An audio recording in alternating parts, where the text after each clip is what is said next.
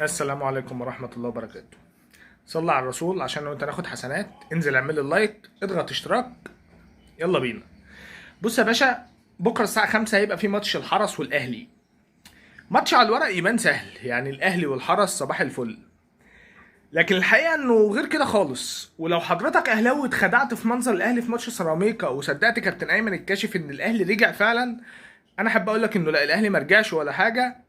وعادي جدا بكره ممكن تلاقي الاهلي تعادل او حتى خسر بهجمه مرتده. تقول لي يا راجل ده بتتكلم ازاي؟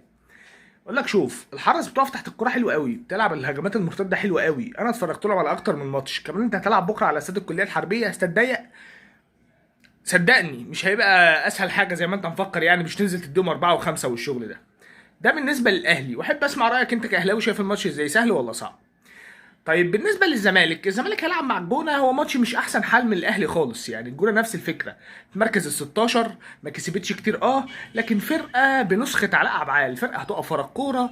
وانت اصلا ماتشاتك مع الجونه مش احسن حاجه، ما اعرفش ليه، مهما تكون كنت فايق بتروح مع الفرقه دي بتعك الدنيا. وكمان خوان بيزيرا غايب، فبالتالي عبد الحميد معالي هيبدا. شيكومانزا احتمال هيبقى في القايمه كمان، وشيكومانزا احتمال يبدا او ينزل كبديل، يعني كتجهيز لماتش القمه.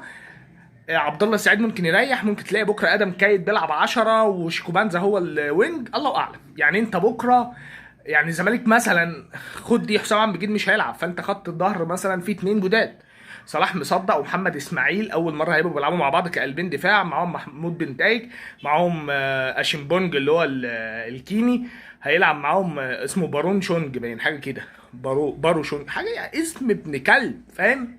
هيلعب بقى دونجا وعبد الله السعيد وناصر ماهر عادي. اعتقد عبد الله السعيد بعد 40 50 دقيقه هيطلع ويلعب كايد 10 وينزل شيكوبانزا. يعني بكره هتلاقي فيك حبه تبديلات حلوين، بس التبديل الاكيد اللي هيحصل انه بيزيرا كده كده مش موجود، الراجل خلاص وخد الانذار الثالث. انا اسف طبعا اني ما كنتش اعرف، خدوا بعد الماتش او تقريبا وهم خارجين، فانا ما كنتش اعرف، بس اتأيد انذار ثالث.